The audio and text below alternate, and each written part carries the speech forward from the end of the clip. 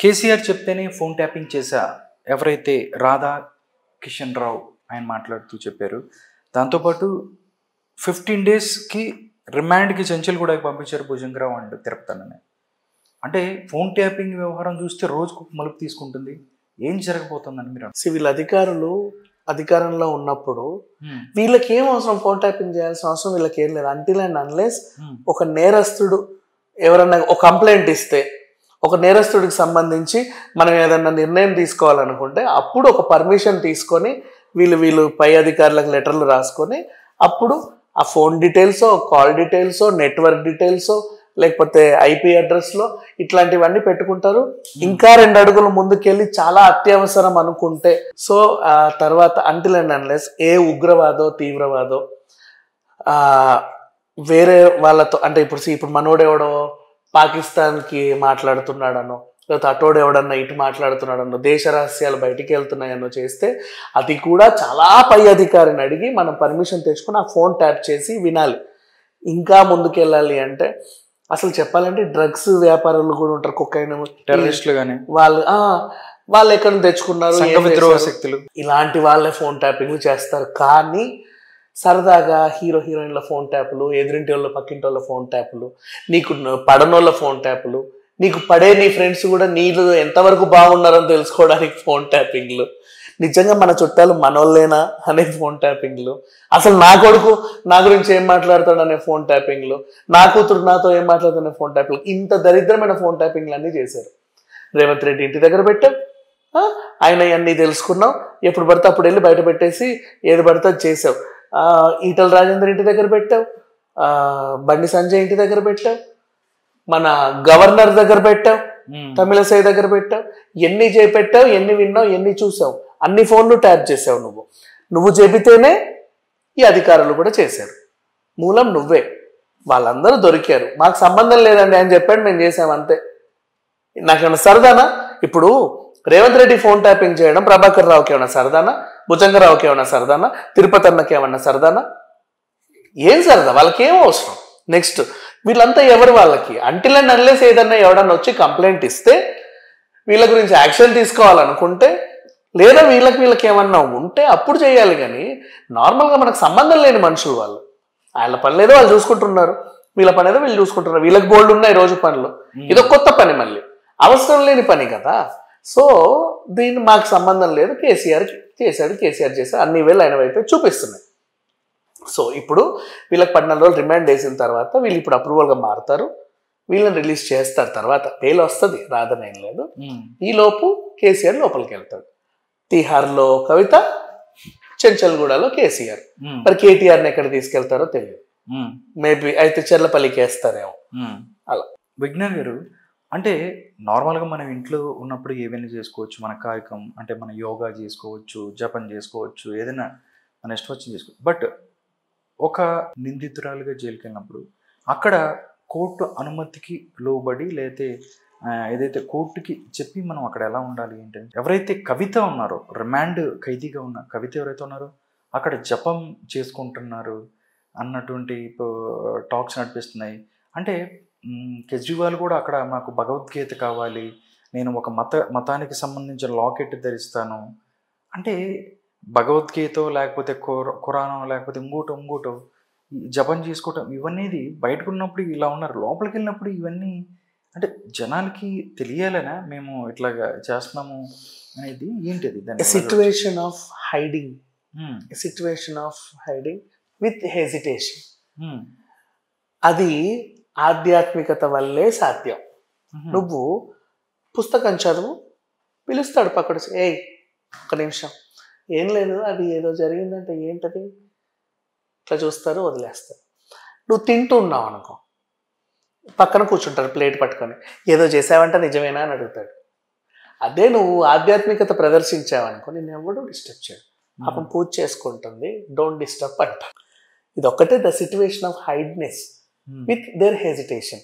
వాళ్ళకుండే సిగ్గు అవన్నిటికి ఎదుటోడికి సమాధానం చెప్పలేక, వాళ్ళతో మాట్లాడలేక, ఎదుటి వాడిని ఫేస్ చేయలేక, వాళ్ళు అడిగే ప్రశ్నలకి సమాధానం చెప్పలేక, ఏం చెప్పాలో అర్థం కాక, ఎలా చెప్పాలో అర్థం కాక, అసలు చెప్పాలన్న అవసరం లేక ఎందుకు వచ్చిన గొడవలు అలా అని చెప్పేసి వాళ్ళ నుంచి దూరం జరగలేక, చచ్చినట్టు వాళ్ళతో పాటే ఉండలేక, బతకలేక ఆధ్యాత్మికతను ఎంచుకుంటారు.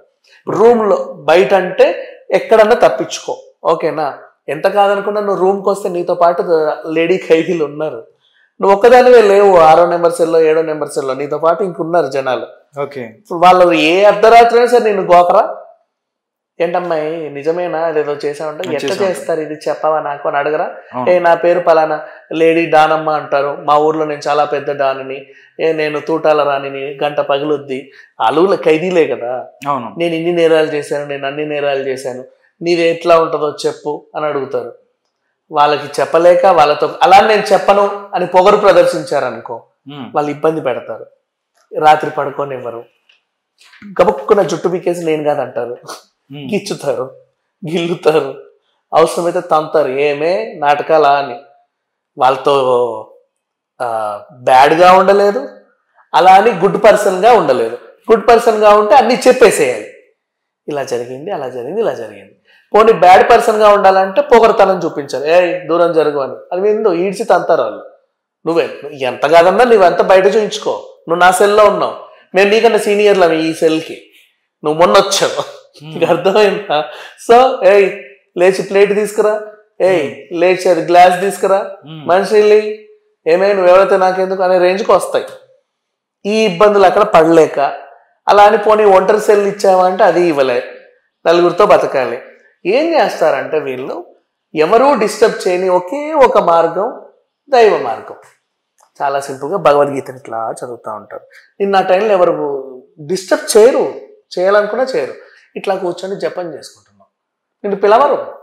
మెడిటేషన్ చేసుకుంటున్నాం, పిలవరు. కాసేపు మేడం మేడం అది సార్ పిలిచారు మిమ్మల్ని, పెద్ద సార్, ఒక్కసారి అట్లా రావాలి ఆఫీస్కి, పదండి వస్తాను, ఇంతే. అట్లా ఉంటుంది.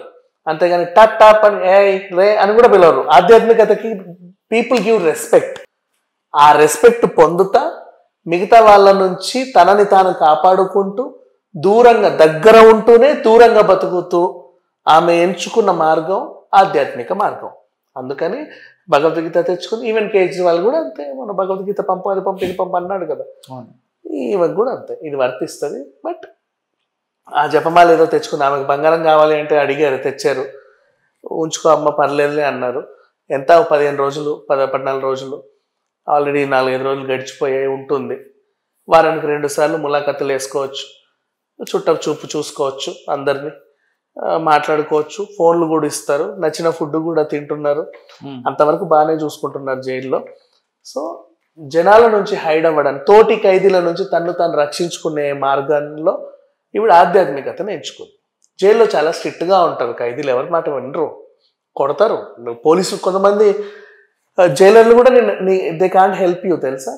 తీసుకెళ్ళి మళ్ళీ వేరే సెల్ వేస్తారేమో కానీ దే కాంట్ హెల్ప్ యూ. రాత్రి వీపు వచ్చేదాకా తంతది, అది పొద్దంతా తంతది. ఏం చేస్తావు? మార్నింగ్ లేచి తన్నింది అని కూడా నువ్వు చెప్పుకోలేవు, తెలుసా? నోరు మూసేస్తారు. ఉన్నారు రెడీ ఖైదీలు ఇద్దరు, ఒకటి నోరు మోస్తుంది, ఇంకోటి కాళ్ళు పట్టుకుంటుంది, గిబా గిబా గిబా గుద్దుతుంది కవితని. ఏం చేస్తుంది? ఎక్కడికి వెళ్తుంది? ఏమే నీకంత పొగరా అని ఏం చెప్పుకోలేదు, ఎవరికి చెప్పుకోలేదు. చచ్చినట్టు వాడు భరించాలి. అంటే ఎందుకు భరించాలి? వాళ్ళు ఎందుకు కొడతారు అంటే వాళ్ళు అడిగేదాన్ని నువ్వు సమాధానం చెప్పవు కాబట్టి. కొన్నిసార్లు పోలీసులకి కోవట్టులు ఉంటారు ఖైదీలు. నీ సెల్లో ఒకటి వస్తుంది, పెడతాము, పెద్ద నేరం చేసి వచ్చింది, మాకు కస్టడీలో ఏం చెప్పలా, మీరన్నా మెల్లిగా లాగి మాకు నిజం చెప్పండి, మీతో ఫ్రెండ్లీగా ఉంటుంది, అలా కూడా అడుగుతారు. అప్పుడు కూడా వాళ్ళకన్నా చెప్పింది అనుకో, అవును నిజమే నేనే చేశాను, ఎవరికి చెప్పమాక అంటారు కదా. సార్ చెప్పింది సార్ నిజం అని చెప్తారు, నాతో చెప్పిందని, కథం అంతే. మళ్ళీ తీసుకెళ్ళి 4 దంచి నిజం చెప్పించేసుకుంటారు. సో ఇట్లాంటివి ఉంటాయి. ఎందుకు ఒక మనిషితో నేను మాట్లాడాలి అలా అని చెప్పి కాలికి కూర్చొని దాని మొహం చూస్తే పిలిచి నవ్వుద్ది, నవ్వితే నేను నవ్వాలి, పిలిస్తే వెళ్తుంది, వెళ్ళాలి. ఎందుకు ఇంతవరకు ఎందుకు చేయాలి? సో కళ్ళు మూసుకొని జపమో గుపమో ఏదో ఒకటి చేసుకున్నాను అనుకో, ఎవరు దగ్గర రారు, ఎవరు పలకరివ్వరు, ఎవరు గిల్లరు గిచ్చరు, ఏమీ చేయరు, సుఖంగా ఉండొచ్చు. అయ్యేంతవరకు జపం చేసుకొని లైట్లు గీట్లు అన్ని బంద్ అయిన తర్వాత బెల్లో గిల్లు ఏదో కొడతారు కదా జైల్లో, అప్పుడు వెళ్ళి దుప్పటేసి పడుకున్నాను అనుకో, సరిపోయింది. భగవద్గీత ఇట్లా చదువుకుని ఇట్లా మొహం మీద వేసుకొని పడుకుంటారు, అంతే, సరిపోయింది. అదే